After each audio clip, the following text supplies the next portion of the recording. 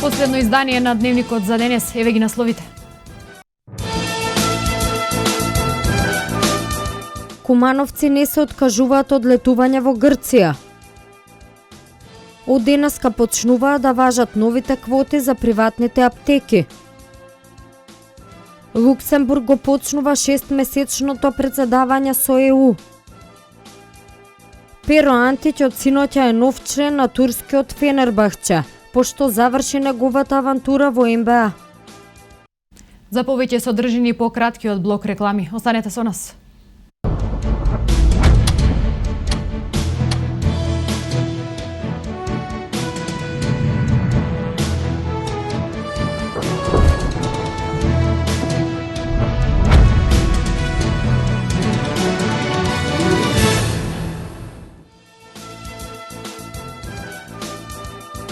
Дневник во 20 часот. Добро вечер. На 39-та седница советниците најмногу се задржаа на финансиските извештаи на јавните предпријатија Водовод, Чистота и Зеленило и Куманово газ. Во фокусот на вниманието и овој пат најмногу беше работењето на Водовод, кое покажа негативно салдо, но и релација со друго водостопанско предпријатие. На седницата беа усвоени неколку одлуки за измени на детални урбанистички планови.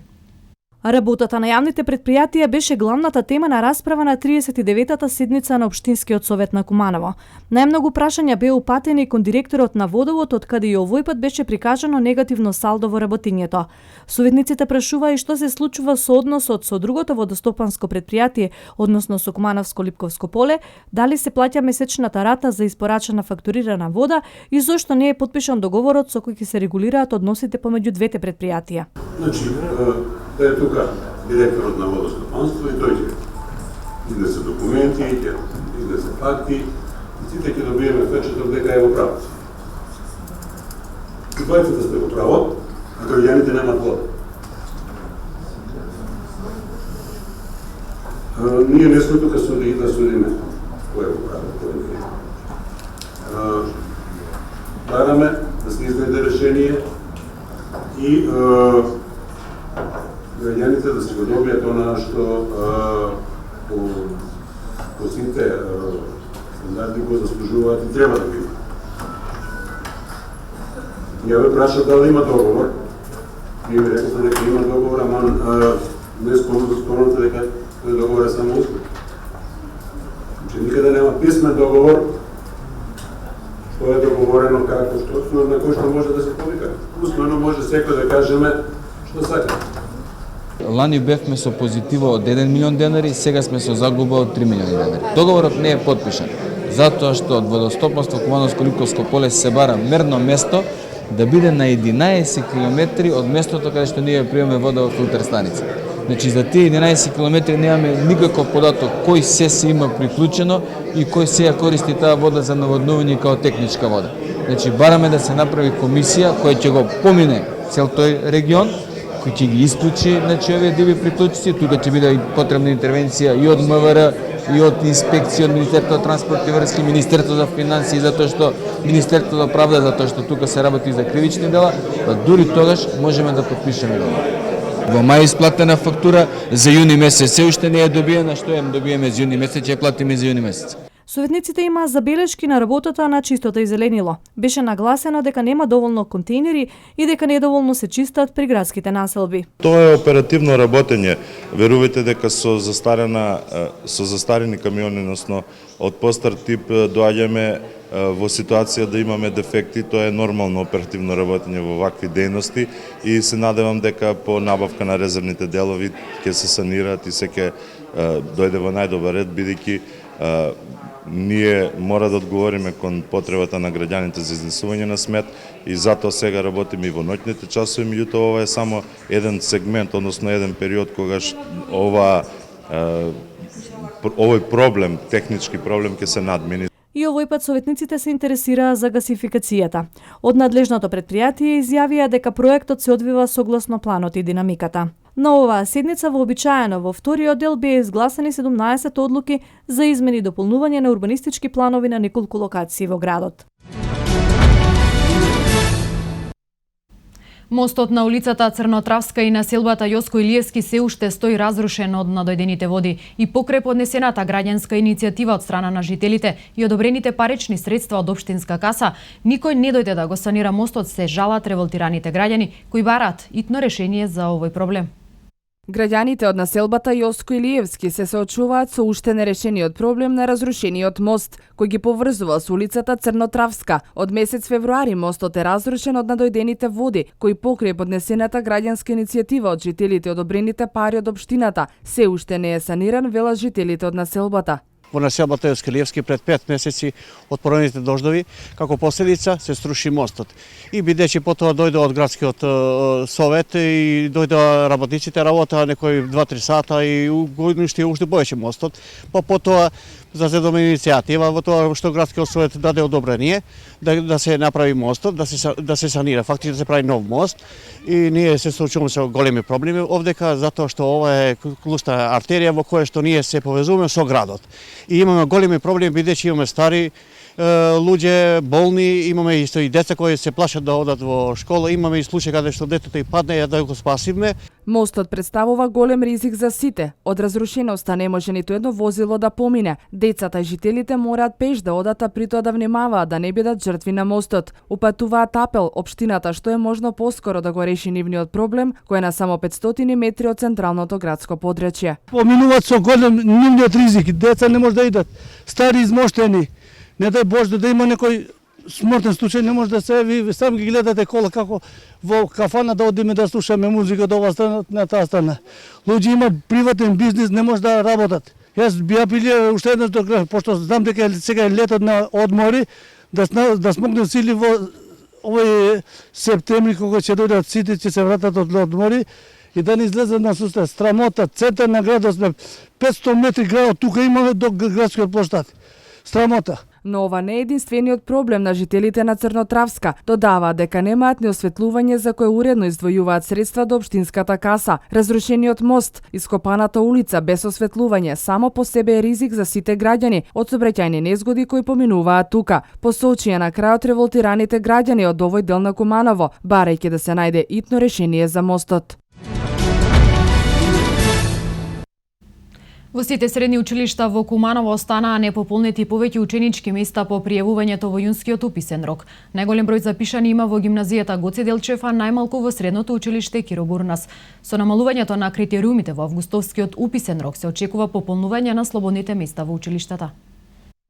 По завршувањето на второто пријавување во првиот јунски уписен рок во сите средни училишта во Куманово останаа слободни места. Најмалку слободни места остануваат во гимназијата Гоце Делчев 129, од кои 34 се за настава на српски јазик, а најмногу слободни места остануваат во земјоделското училиште Киро Бурнас. Во првиот уписен рок, кај нас во училиште требаше да бидат запишани 374 ученика на македонски јазик и 136 на албански јазик. Во првиот уписен рок се запиша 63 на македонски и на албански јазик само 5 ученика. Што значи дека на македонски јазик имаме слободни некаде околу 310-312 за запишување на 312 ученика, а на албански јазик имаме повеќе, значи имаме некаде 131 ученик. Јас се надевам дека во вториот уписен рок, кога ќе имаме намалување на поени за уште 5, определен број на ученици ќе дојдат во нашето училиште и мислам дека нема да имаме пореметувања во број на паралелки. Обично во прва година запишуваме 7 на македонски јазик и запишуваме 1 на албански јазик. Во училиштето Наце Буѓон има 133 слободни места, од кои 44 се за воздравствена струка, а остатокот за машинските и електроструките. Од училиштето објаснуваат дека се надеваат на согласност од Министерството за образование и наука за намалување на критериуми за прием во здравствена струка. Во Пиронаков има над 300 слободни места за сите профили, а од Министерството за образование се чека согласно за намалување на бројот на поените. Дали ќе се намалат поените за упис зависи од ресорното министерство. Бројот на запишаните ученици во јунскиот уписен рок споредбено со лани е без поголеми промени. Полицијата со апел до граѓаните да внимаваат наредниот период поради зголемена опасност од кражби и измами. Се препорачува да не се остават податоци на социјалните мрежи, бидејќи тие информации се повод и причина да се изврши кражба или некое друго кривично дело. Од Оцекот за превенција при СВР Куманово апелираат граѓаните во престојниот период да внимаваат да не бидат цел на напад на разбойници. Поради зголемената фреквенција на луѓе и топлото време се препорачува граѓаните да бидат предпазливи и да преземаат конкретни мерки за заштита на имотите во време на нивното отсуство. Да не се остава на социјални мрежи, значи податоци, каде одиме, што правиме и каде се наоѓаме во моментот, бидејќи често пати таквите информации оставени на социјалните мрежи се всушност повод и причина да се изврши кражба или некое друго кривично дело. Богдановска додава дека посебно треба да се внимава и на безбедноста во сообраќајот, непрописното возење и непочитувањето на сообраќајните прописи, кои посебно во летниот период доведуваат до зголемен број на сообраќајни незгоди. Особено да се внимава на малолетните лица, да не им се дозволува управување на патнички моторни возила или моторцикли без соодветна категорија, без положен возачки испит или пак без заштитна опрема. Значи таа безбедност во сообраќајот се однесува на сите и како пешаци и како возачи, меѓутоа со оглед на состојбите кои што се случија во последно време, посебно да се внимава на малолетните лица и на полнолетните кои што се возач почетник. Кумановци пак поделени во своите мислења за тоа како е најдобро да си ги заштитат своите домови. Исто испаѓа тоа и да се плашам и да не, али обично не, пошто добро сум осигуран, имаме добро заградено и затоа. А јас не сум тука, јас сум во Германија на работа веќе 30 години. До сега ништо се нема случајно. Не стравувам. Па може да остане некој во куќата. Ние сме научени така мирно да живееме, барем во населбата во која јас живеам, нема некоја кражба посериозна и не паметам да има баш некоја кражба во последно време. Така да, генерално кажено, не сум толку загрозени од кражби, мада читајќи весници и следејќи ги на страните има кражби повеќе по другите градови. Граѓаните најмногу да внимаваат каде ги носат паричниците и чантите. Овие измами се почести на почетокот од месецот кога постарите луѓе земаат пензија. Во Националната установа Центар за култура Крива Паланка беше одржана трибина посветена на бунтот на моторизираниот баталјон од Кривопаланечко против нивното учество во граѓанската војна во поранешна Југославија во 1991 година. На трибината меѓу останатите говореше и председателот на Организацијата на резервни официри на Република Македонија професор доктор Ѓорѓи Малковски.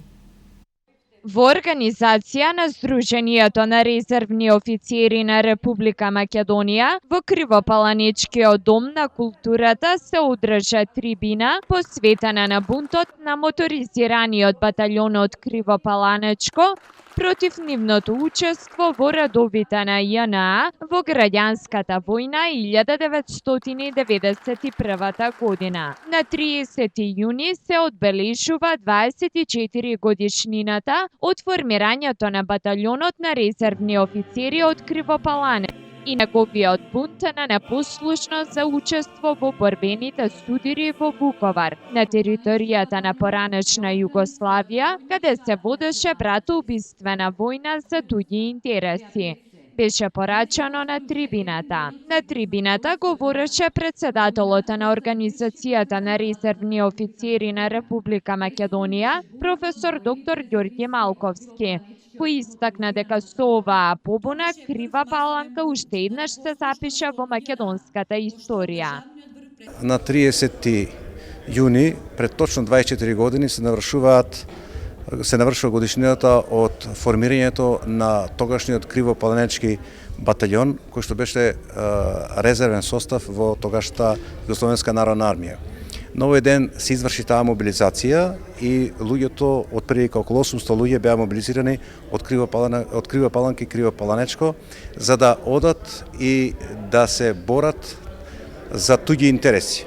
Имено, тие требаше како припадници на резервниот состав до тогашната Југословенска народна армија под полна боева опрема да заминат во Србија, односно во Вуковар, каде што се водеа борби кои што нема ништо заедничко со македонската реалност и со тогаш веќе формираната и прогласена македонска држава. Затоа Организацијата на резервните офицери на Република Македонија реши на денешен ден да го обзнани јавно пред македонската јавност овој многу голем настан кој што за жал во македонската историографија и современа политичка историја е скоро непознат, да не речам воопшто не е познат, така што гледајќи од овој аспект, значи гледајќи 24 години после овој настан, всушност се види дека одлуката на тогашниот кривополненички батальон да не оди и да се бори за туги интереси на боиштата на поранашна Југословија е многу исправно, затоа што доколку отида, според сите претпоставки, можеби од 800 луѓе, некаде најмалку 200 до 300 луѓе сигурно ќе загинаа, посебно во борбите на Вуковар. Своја обраќање имаше и градоначалникот на општина Крива Паланка Арсенчо Алексовски.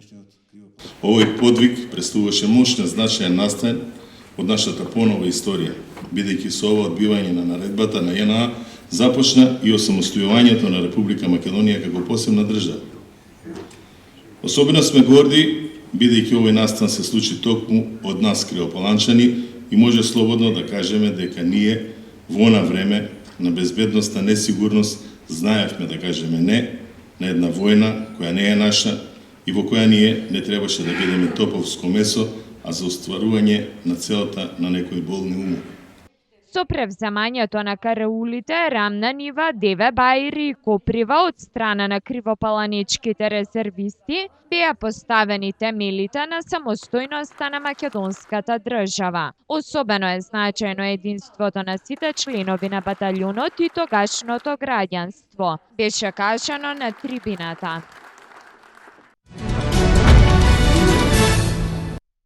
На вчерашната одржана седница на Советот на општина Крива Паланка беше изгласан предлог за именување улица во чест на бранителот Горан Илиевски, кој загина во полициската акција во Кумановската дива населба. Советот на општина Крива Паланка вчера го изгласа предлогот за именување на улица во чест на бранителот Горан Илиевски, кој загина во полициската акција во Кумановската дива населба. Иницијативата за именување на дел од улицата Херој Карпош во кривопаланичката населба Бавчалак беше поднесена од советничката Сонја Мазаковска, а прифатена едногласно од сите советници. Илиевски, кој по мајка беше со потекло од Крива Паланка, живееше во Гостивар. Во Министерството за внатрешни работи работеше од 2002 година, а загина во акцијата на безбедносните сили во Куманово како припадник на единиците за брзо распоредување. Тројца кумановци ограбиле сириецот како му ветиле дека ќе му помогнат да замине во Србија. Полицијата трага по сторителите. Во текот на вчерашниот ден било пријавено едно разбойништво извршено врз илегален мигрант. Околу 18 часот во Куманово кај автобуската станица додека ХМ од Сирија се движел, две лица му понудиле да го превезат за Република Србија. И сите заедно пеш се упатиле по улицата Доне Божинов и низ бензинската пумпа продолжиле кон задната страна од домот за стари лица Зафир Сајто. Кај споменикот Костурница пристигнало друго лице со автомобил Голф. Сите влегле во возилото и се упатиле во насилбата Карпош кај местото наречено Почивало. Еден од кумановците извадил метална шипка со која физички го нападнал сирискиот државлянин. Удирајќи го со истата во пределот на грбот, му го одзел ранецот во кој имало сириска патна исправа на негово име, 3 мобилни телефони Samsung Galaxy, поголема количина евра и долари, чевли, а потоа го оставиле и заминале во непознат правец. Полицијата превзема мерки за пронаоѓање на сторителите. Културно-уметничкото друштво Српски весо од Куманово во своето постоење од 2012 година учествуваше на неколку домашни и меѓународни настани на кои ги презентираше традицијата, културата и обичаите на српскиот народ во Македонија. Според зборовите на Далибор Китановиќ, друштвото и во наредниот период ќе се представува со својата програма која треба да придонесе за квалификативна афирмација на србите во Македонија. Според зборовите на првиот човек Китановиќ, друштвото во досегашната работа успее да привлече околу 100 члена кои се поделени во две групи, на помали и повозрастни. Постоиме неполни 2 години. Како културно-уметничко друштво, значи основна цел не е да го негуваме српскиот фолклор, српската традиција, српската музика, српското народно наслеđe што вика србите. Заедно тука е кумановскиот и македонскиот фолклор. Како културно-уметничко друштво имаме две групи, и тоа е помала група до 15 години и возрастна група од 17 до 30 години. Во самото наше културно-уметничко друштво имаме свој оркестар. Со културно-уметничко друштво, мислам, кореографот на културно-уметничко друштво Српски вес е Маријан Бошковски, со него соработуваме од самиот почеток. Во рамките на нашето друштво така имаме и солисти и хор. Солистите се Гордана Кузмановски и Дејан Петковски, така да се на се за година и пол, помалку 2 години направиме доста тоа во Куманово и со самиот Српски вес. Конкретно што имате сработено за овие години и пол, можете да извоите некои позначени настани? Како релативно мало културно-уметничко друштво сработивме, имаме повеќе настапи, не само во Македонија, туку и во Србија. За почеток, првото крштевање го имавме за националниот празник на србите во Македонија, Свети Сава, 2012 година. Поднатаму организиравме и солисти самостален оркестар, каде што оркестар настап, концерт, да кажем, значи концерт на Кут Српски вес, каде што ни настапија неколку културно-уметнички друштва од Скопје и културно-уметничко друштво Венец од Грачаница. Понатаму организиравме заедно со Кут Срма, во соработка со Кут Срма од Куманово, организиравме хуманитарен концерт за поплавените подрачја во Србија, Босна и Хрватска. Тој период, понатаму низ Србија настапавме на неколку настани, како што беше Власинско лето 2014 година, настапавме на меѓународен фолклорен фестивал во Босилеград. Културно-уметничкото друштво Српски вес успее да се прошири во другите места во Македонија, па така неодамна има огранок во општина Старо Нагоричане, а во наредниот период ќе се направат напори ограноците да ги има и во другите краеви на Македонија. Традиционално во октомври друштвото ќе организира концерт по повод роденденот, а истото ќе се одржи во Центарот за култура Треко Прокопије во Куманово. Македонските извозни компании од денеска ќе може само со еден транзитен документ да се движат низ 34 земји. Ова го возможува пристапувањето на Република Македонија кон Конвенцијата за заедничка транзитна постапка и Конвенцијата за поедноставување на формалностите при трговија со стоки, со што Македонија станува и чекор поблиску кон интеграција во Европската унија. Македонските извозни компании ќе може само со еден транзитен документ да се движат низ 34 земји, Европската унија, ЕФТА и Турција. Конвенциите, како што беше посочено на пресконференцијата во Царинската управа на Република Македонија, обезбедуваат единствено движење на стока во рамки на земјите членки од една влезна точка до местото на завршување на транзитната постапка, без разлика на тоа низ колку држави гранични премини стоката треба да се транзитира. Како што појасни директорката на Царинската управа Наташа Радевска Крстевска, електронската транзитна декларација со која започната транзитната постапка во било која земја членка на конвенцијата е прифатлива во сите земји членки. Вице-премиерот и министер за финансии Зоран Ставревски на пресконференцијата во Царината истакна дека конвенцијата значи побрз проток на стоката, што позитивно ќе влие на конкурентноста на македонската економија и трговската размена со земјите членки на оваа конвенција. Кога станува збор за интеграција на Македонија во Европската унија, станува збор за подигање на стандарди и реализација на активности кои ќе ја подобрат позицијата и конкурентноста на земјата. Токму ова е една таква активност и сите мерки и активности што се презедоа значат подигнати стандарди на работењето на Царинската управа во овој сегмент и активност од која ќе имаат корист и компаниите, рече министерот за финансии. Тој додаде дека Македонија е прва земја од земјите во Западен Балкан која пристапува кон конвенцијата во која пристап имаат 34 земји, односно 28 земји членки од Европската унија, членките на ЕФТА, Исланд, Норвешка, Лихтенштајн и Швајцарија и Турција. Од денеска почнуваат да важат новите квоти за приватните аптеки. Со ова распределува Фондот за здравствено осигурување. Има за цел да овозможи посоодветна дистрибуција на средствата за лекови, односно подобра снабденост за осигурениците. Со цел да се овозможи посоодветна дистрибуција на средства за лекови, односно подобра снабденост за осигурениците. Од денеска почнуваат да важат новите квоти за приватните аптеки со ова распределба на Фондот за здравствено осигурување. Средствата се распределени на вкупно 768 аптеки кои во моментов имаат активни договори. Од нив, кај вкупно 634, квотата се зголемува. За 74 аптеки се намалува, а за 37 аптеки квотата не се менува. Додека кај 23 нови приватни аптеки кои во Фондот за здравствено осигурување доставија комплетна понуда за склучување на договор и се дел од мрежата на здравствените услуги, се определуваат нови квоти. Буџетот на ФЗОМ за квоти за аптеките за 2015 година е 2 милиарди и 450 милиони денари. Согласно правилникот, ревидирањето на квотите е направено врз основа на просечно месечно реализирани износи на квоти, согласно податоците со кои располага фондот во последните 6 месеци, при што квотата се зголемува или намалува во зависност од нивната реализација според дефинираната скала од правилникот.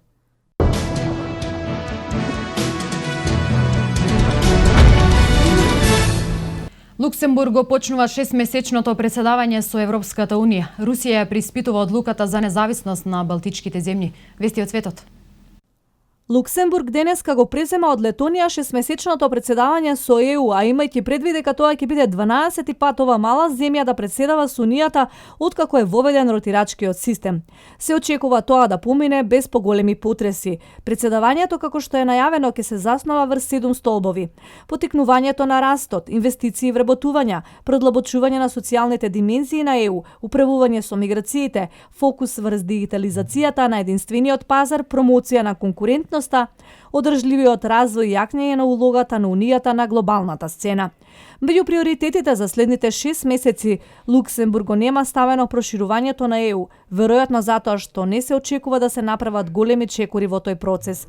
Официјално председавањето ќе започне на 3 јули со повеќе манифестации во Луксембург, каде за време на викендот ќе се одржат културни настани во кои ќе учествуваат представници од сите 28 членки на Унијата. Од 1 јануари 2016 година председавањето со Европската Унија ќе го превземе Холандија.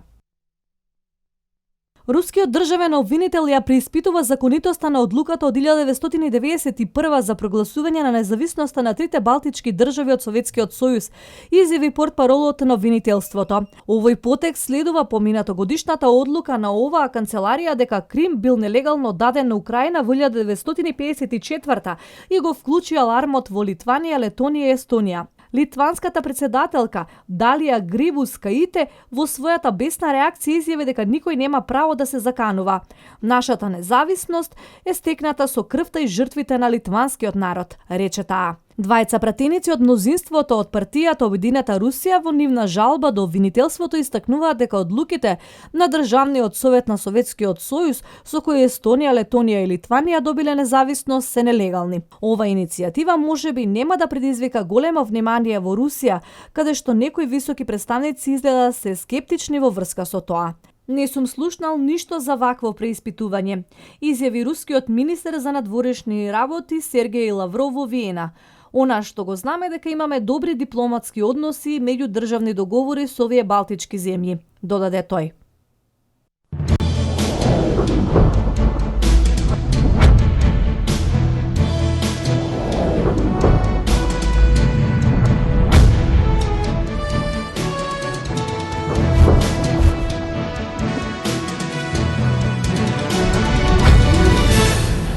Во 2017 година во Македонија ќе се случи голем фудбалски спектакл. Европската фудбалска федерација одлучи домаќин на мечот од Суперкупот на Европа да биде Скопје, кој ќе ги нагости победникот од Лига на шампиони и Лига на Европа. Ексклузивно за подготовките за целиот настан разговараме со техничкиот директор на фудбалската репрезентација на Македонија и некогашниот ас Саша Чирич.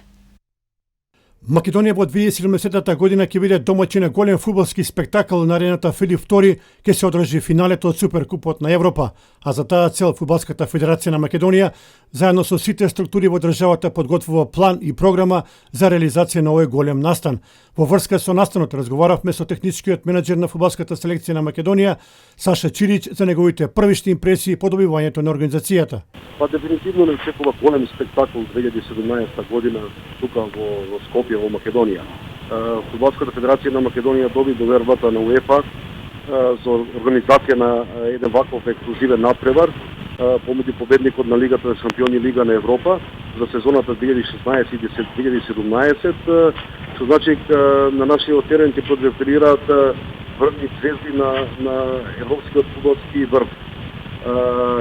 Ние ќе треба сега добро да се потрудиме во наредните 2 години тој спектакл добро да го организираме и да се представиме во што подобро светло како на европската, па и на пошироката светска јавност, затоа што еден ваков надпревар го следат милиони луѓе во целиот свет.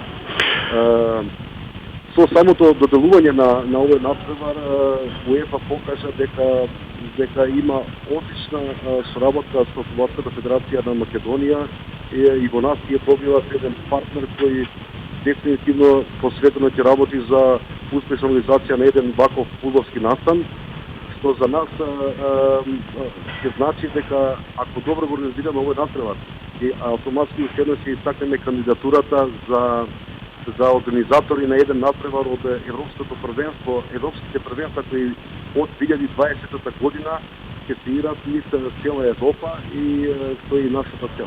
Конкретно, што треба да направи Фудбалската федерација на Македонија во наредните 2 години за да строгите прописи на УЕФА бидат задоволени за целокупната организација на овој спектакл?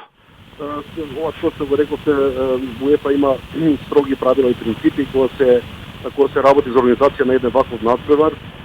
Ние добивме некои забелешки веќе имаме во однос на стадионот.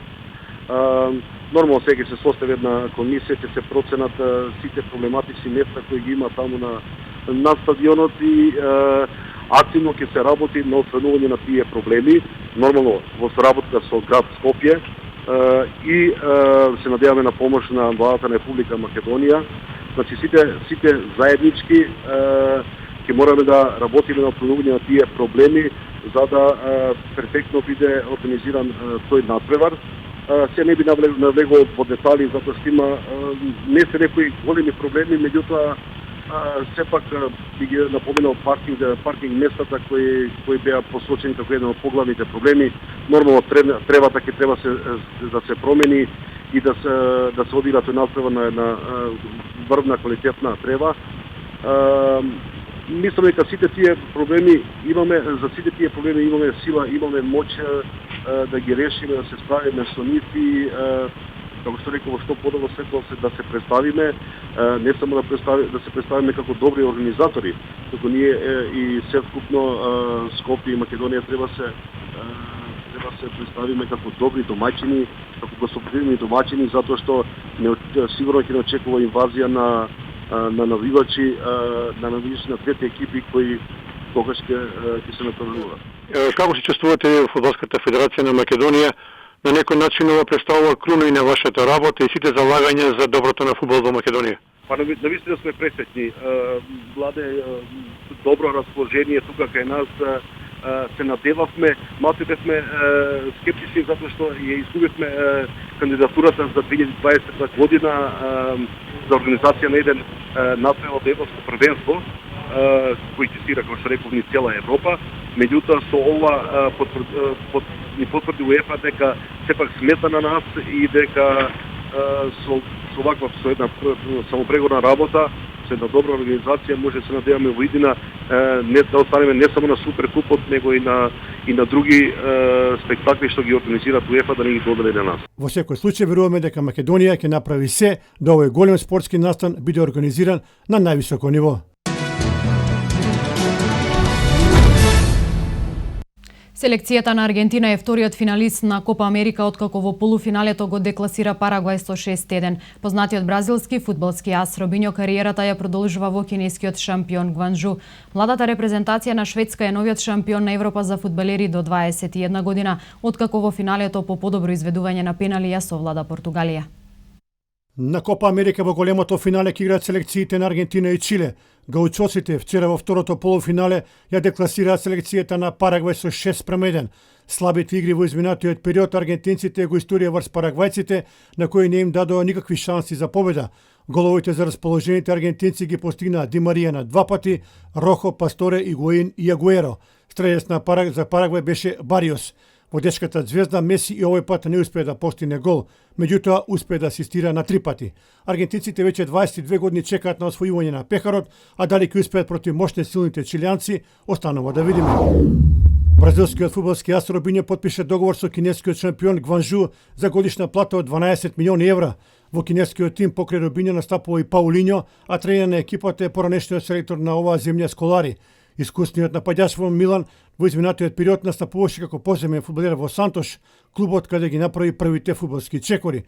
Робинјо одигра значајна улога во Реал Мадрид, со кого освои 2 титули, додека со Милан истото го направи во 2010 година.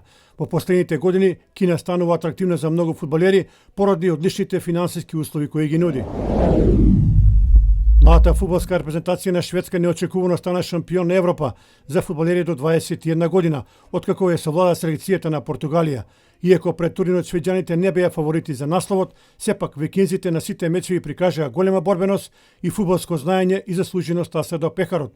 Што се однесува до мечот, истиот во регуларниот дел заврши 0:0, а во рулет серијата пенали славија швеđаните со 4:3. Инаку швеđаните имаа повеќе нерви во решавачките моменти, но големи заслуги има и одличниот голман Патрик Калгрен, кој одбрани 2 пенали. Трагичар на мечот беше најдобриот играч на турнирот Вилијам Карвалјо од Португалија, кој во решавачките мигови во петата серија го промаши клучниот пенал за својата селекција.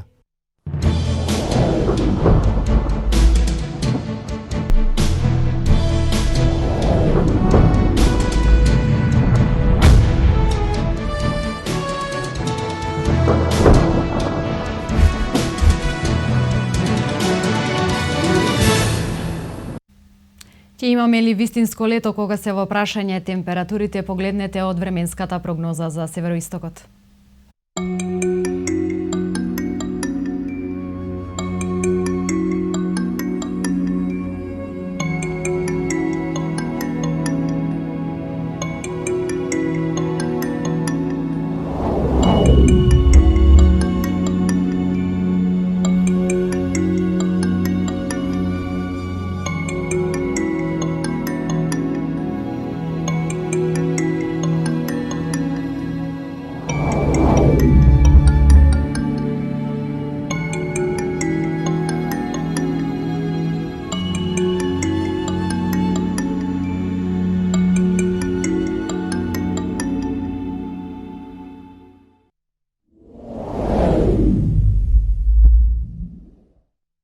Со информацијата за времето го завршуваме овој дневник. Имајте пријатна вечер.